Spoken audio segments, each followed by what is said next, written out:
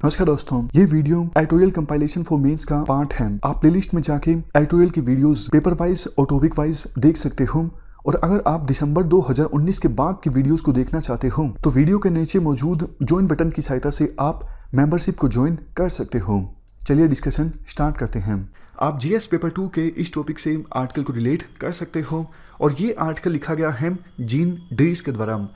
देखो, इस आर्टिकल की जो थीम है वो ये है, सरकार बहुत ज़्यादा मैटरनिटी बेनिफिट्स प्रोवाइड करती नहीं है महिलाओं को, और एक दो जो स्कीम है मैटरनिटी बेनिफिट्स प्रोवाइड करने के लिए सरकार ने चलाई हुई है, उनका भी इम्प्लीमेंटेशन ठीक से नहीं होता है। तो आर्टिकल की शुरुआत काफ़ी इनोवेटिव ढंग से होती है। राइटर कहते हैं, मान लीजिए एक हाइपोथेटिकल सिचुएशन है, वुमेन के बजाय अगर मैन के द्वारा चाइल्ड को बियर किया जाता और बच्चे को जन्म दिया जाता तो क्या होता। इसका रिजल्ट ये होता, शायद मार्केट में और ज़्यादा प्रोडक्ट्स अवेलेबल होते ताकि मैन की जो लाइफ है आसान बनाई जा सके, क्योंकि उन्हें बच्चे को जन्म देना है। प्रेग्नेंट मैन के लिए स्पेशल प्रोडक्ट्स मार्केट में उपलब्ध होते, हॉस्पिटल में प्रॉपर स्टाफ होता इस सेक्शन के लिए, ज़्यादा प्रोफेशनल्स उपलब्ध होते, सरकार अलग से स्कीम चलाती पैटर्निटी बेनिफिट्स से संबंधित और अच्छा खासा बजट एलोकेट करती, महिलाओं और बच्चों को मोबिलाइज किया जाता प्रेग्नेंट मैन की ज़रूरतों को पूरा करने के लिए।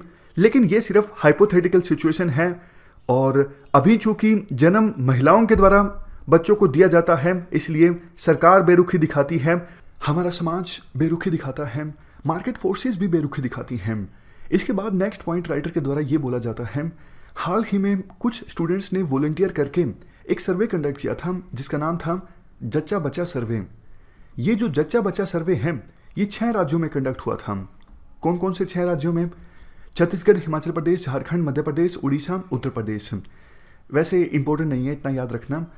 सर्वे की कुछ अहम बातों को हम डिस्कस करें। वैसे देखो, आपको पता है प्रेगनेंसी के दौरान मदर्स की कुछ स्पेशल नीड्स होती हैं, ज़्यादा न्यूट्रिशियस खाना खाना होता है, प्रेगनेंसी के दौरान जो वेट है वो भी बढ़ जाता है, और समय समय पर हेल्थ चेकअप जरूर करवाना चाहिए। लेकिन सर्वे में काफ़ी चौंकाने वाली बातें सामने आई। सर्वे में ये पता लगा कि 31% महिलाएं ऐसी थीं जिन्होंने कहा कि हाँ, प्रेगनेंसी के दौरान हमने पहले के अपेक्षाकृत न्यूट्रिशियस खाना खाया है। लेकिन 69% महिलाओं ने कहा हम तो जैसा पहले खाना खाते थे उसी प्रकार का खाना हम खा रहे हैं। वैसे देखो, प्रेगनेंसी के दौरान वेट बढ़ जाता है 13 किलो से लेके 18 किलोग्राम तक, लेकिन सर्वे में ये पाया गया एवरेज वेट गेन जो था महिलाओं का प्रेगनेंसी के दौरान वो था सिर्फ 7 किलोग्राम। इसके अलावा देखो, यूपी में 39% महिलाएं ऐसी थीं जिन्होंने रिप्लाई किया कि उनको तो पता ही नहीं लगा कि प्रेगनेंसी के दौरान उनका वेट बढ़ गया, और 36% महिलाएं ऐसी थीं जिन्होंने बच्चे को जन्म दे दिया, डिलीवरी हो गई, लेकिन उससे पहले उन्होंने एक बार भी हेल्थ चेकअप नहीं करवाया। हिमाचल प्रदेश से अच्छे आंकड़े सामने आए। हिमाचल प्रदेश में जो ग्रामीण महिलाएं हैं वो रिलेटिवली वेल ऑफ हैं, वेल एजुकेटेड हैं और सेल्फ कॉन्फिडेंट हैं, तो उन्होंने प्रेगनेंसी के दौरान काफ़ी ध्यान दिया, मतलब उन्होंने अपनी जो स्पेशल ज़रूरतें होती हैं उनको पूरा करने की कोशिश की। तो हिमाचल प्रदेश से जो डेटा सामने आया वो सुखद था, लेकिन बाकी राज्यों में सिचुएशन काफ़ी ज़्यादा ख़राब सामने आई। इसीलिए देखो, अगर सरकार महिलाओं को मैटरनिटी बेनिफिट प्रोवाइड करती है तो ना सिर्फ ये इंश्योर किया जा सकता है कि चाइल्ड का जो जन्म हुआ है उसकी बेटर हेल्थ हो, बल्कि प्रेगनेंसी के दौरान और बच्चे के जन्म के बाद जिन हार्डशिप्स का, जिन प्रॉब्लम्स का सामना किया जाता है महिलाओं के द्वारा, उसे भी एड्रेस किया जा सकता है।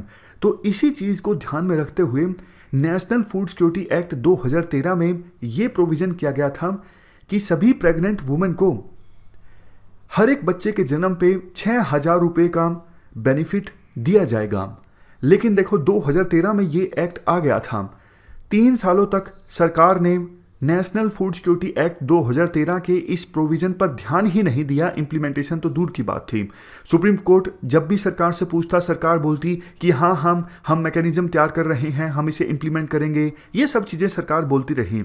और 3 साल बाद 31 दिसंबर 2016 को सरकार ने अनाउंस किया कि प्रेग्नेंट वुमन को मैटरनिटी बेनिफिट्स देने के लिए हम एक नई स्कीम चला रहे हैं जिसका नाम है प्रधानमंत्री मातृ वंदना योजना। आपको थोड़ा अजीब लगा होगा, जब already national food security act 2013 में ये प्रोविज़न था कि हर एक प्रेग्नेंट वुमन को 6,000 रुपये दिए जाएं बच्चे के जन्म के बाद, तो फिर नई स्कीम चलाने की आवश्यकता ही क्या थी। देखो, ये हमारे देश की पॉलिटिक्स में होता है। कांग्रेस की सरकार आती है तो वो बीजेपी की स्कीम्स को चेंज कर देती है और रीपैकेज कर देती है, ये दिखाने के लिए कि नई स्कीम हमने चलाई है। उसी प्रकार से बीजेपी ऐसा करती है, मतलब वो ये दिखाने की कोशिश करते हैं ये जो स्कीम चलाई है वो हमने चलाई है ताकि इसका पॉलिटिकल माइलेज लिया जा सके। तो नई स्कीम चला दी गई और जो पहली स्कीम से हल्की है, नेशनल फूड सिक्योरिटी एक्ट 2013 में ये प्रोविज़न किया गया था कि बच्चे के जन्म के बाद 6,000 रुपये दिए जाएंगे, लेकिन प्रधानमंत्री मातृ वंदना योजना में प्रोविज़न ये किया गया कि 5,000 रुपये दिए जाएंगे, 6,000 नहीं दिए जाएंगे। और कवरेज जो था उसको भी लिमिट कर दिया गया। नेशनल फूड सिक्योरिटी एक्ट में जो कवरेज था वो ऐसा नहीं था कि सिर्फ पहले बच्चे के जन्म के दौरान मिलेंगे और दूसरे के दौरान नहीं मिलेंगे, या फिर तीसरे बच्चे के जन्म के बाद 6,000 रुपये नहीं मिलेंगे। लेकिन प्रधानमंत्री मातृ वंदना योजना में ये प्रोविज़न किया गया कि सिर्फ फर्स्ट चाइल्ड के जन्म के बाद महिला को 5,000 रुपये मिलेंगे और दूसरे बच्चे का जन्म होगा तब ये 5,000 रुपये नहीं मिलेंगे। तो मतलब पैसा भी कम कर दिया गया और जो कवरेज है उसे भी घटा दिया गया। हालांकि देखो, इसके पीछे सरकार का अपना तर्क है। सरकार का कहना है कि पॉपुलेशन कंट्रोल की डायरेक्शन में हम आगे बढ़ना चाहते हैं, इसीलिए हमने इस स्कीम के जो बेनिफिट्स प्रोवाइड करने का प्रोविज़न किया है वो फर्स्ट लिविंग चाइल्ड के ऊपर किया है और बाकी लिविंग चाइल्ड्स के ऊपर ये बेनिफिट्स नहीं मिलेंगे। इसके बाद राइटर के द्वारा ये कहा जाता है, देखो 2017-18 में सरकार ने इस स्कीम को इम्प्लीमेंट करने के लिए प्रोविज़न किया सिर्फ 2700 करोड़ रुपए, और वैसे 15,000 करोड़ रुपए की आवश्यकता है इस स्कीम को इम्प्लीमेंट करने के लिए। और बाद में जब बजट रिवाइज किया गया तो इतना जो एलोकेट किया गया था सिर्फ 2700 करोड़ रुपए, वो भी खर्च नहीं किया गया। 2700 करोड़ के बजाय खर्च किए गए सिर्फ 2,000 करोड़। और अगले साल यानी 2018-19 के रिवाइज्ड बजट में तो ये आंकड़ा रिड्यूस करके हो गया सिर्फ 1,200 करोड़ रुपए। वैसे देखो, पहले डेटा उपलब्ध नहीं था कि इस स्कीम की इम्प्लीमेंटेशन कैसे हो रही है, लेकिन अब थोड़ा डेटा उपलब्ध हुआ है। Ministry of women and child development के पास आरटीआई लगाई गई थी, तो कुछ समरी स्टैटिस्टिक्स हासिल हुए हैं और ये जो सर्वे कंडक्ट किया गया था, जच्चा बच्चा सर्वे, इससे भी डेटा प्राप्त हुआ है। तो दोनों जो ये डेटा प्राप्त हुए हैं इनकी सहायता से काफ़ी कुछ हमें पता लगता है कि 80 लाख महिलाएं ऐसी हैं ministry of women and child development के अनुसार जिन्होंने कम से कम एक इंस्टॉलमेंट ली है प्रधानमंत्री मातृ वंदना योजना के तहत 1 अप्रैल 2018 से लेकर 31 जुलाई 2019 के बीच। और 50 लाख महिलाएं ऐसी हैं जिन्होंने सभी इंस्टॉलमेंट्स ली हैं प्रधानमंत्री मातृ वंदना योजना के तहत। 3 इंस्टॉलमेंट मिलती है। 80 लाख महिलाएं ऐसी हैं जिन्होंने कम से कम एक इंस्टॉलमेंट ली है। 50 लाख महिलाएं ऐसी हैं जिन्होंने सारी की सारी इंस्टॉलमेंट्स ली हैं। 1 अप्रैल 2018 से लेकर 31 जुलाई 2019 के बीच का ये डेटा है। डेटा आपको याद रखने की आवश्यकता नहीं है, सिर्फ पिक्चर को समझने वाली बात है। तो 12 महीनों के बेसिस पे अंदाज़ा लगाएं तो ये डेटा आता है 60 लाख महिलाएं ऐसी जिन्होंने कम से कम एक इंस्टॉलमेंट ली है और 37.5 लाख महिलाएं ऐसी जिन्होंने सारी इंस्टॉलमेंट्स ली हैं। देखो, बर्थ रेट इस पीरियड के दौरान है 20.2 पर 1000, काफ़ी ज़्यादा है बर्थ रेट। और एनुअल नंबर ऑफ बर्थ हमारे देश में है 270 लाख। तो आप अंदाज़ा लगा सकते हो कितने कम महिलाओं ने इस स्कीम का लाभ उठाया। 2018-19 के फिगर्स के अनुसार सिर्फ 22% प्रेग्नेंट वुमेन को किसी प्रकार का पैसा प्राप्त हुआ प्रधानमंत्री मातृ वंदना योजना से।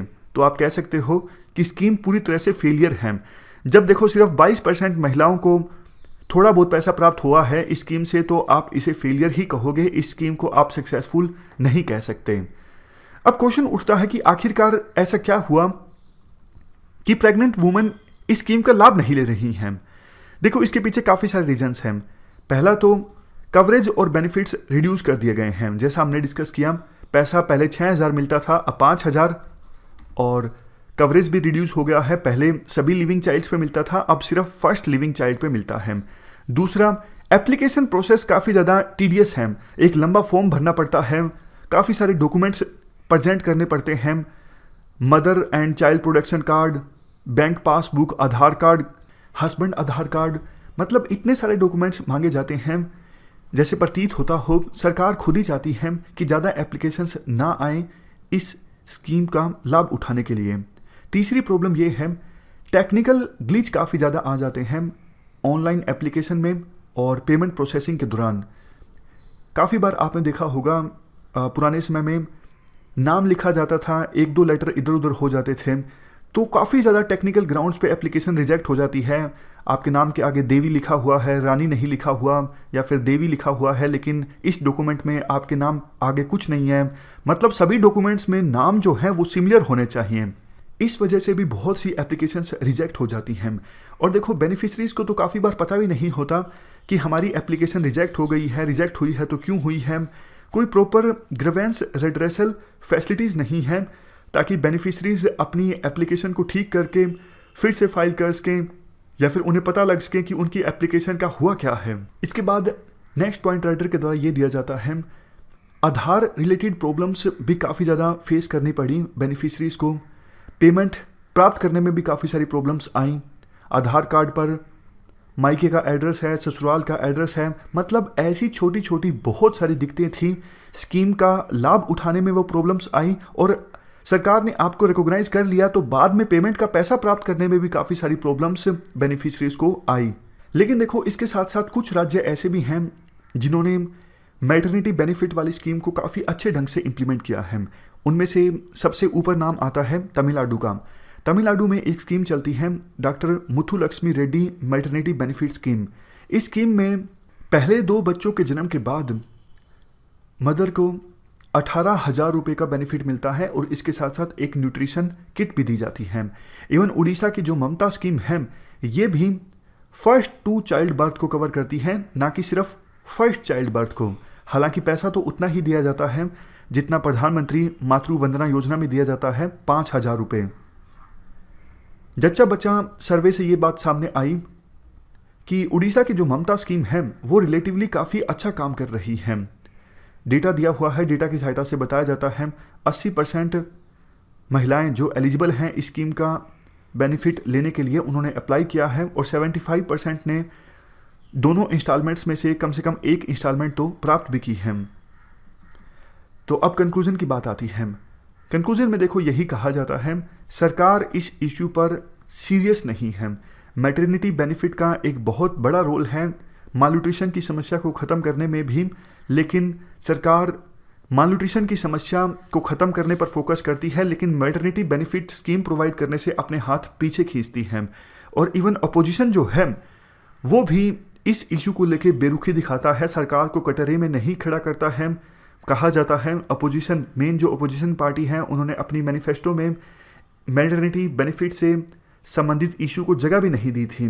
तो कुल मिला के राइटर का यही कहना है, मैटरनिटी बेनिफिट एक बहुत इंपॉर्टेंट इशू है और इसको लेके सरकार को भी सीरियस होना चाहिए और अपोजिशन को भी सरकार की अकाउंटेबिलिटी फिक्स करनी चाहिए। इस डिस्कशन में फिलहाल इतना ही है। Thank you very much for discussion.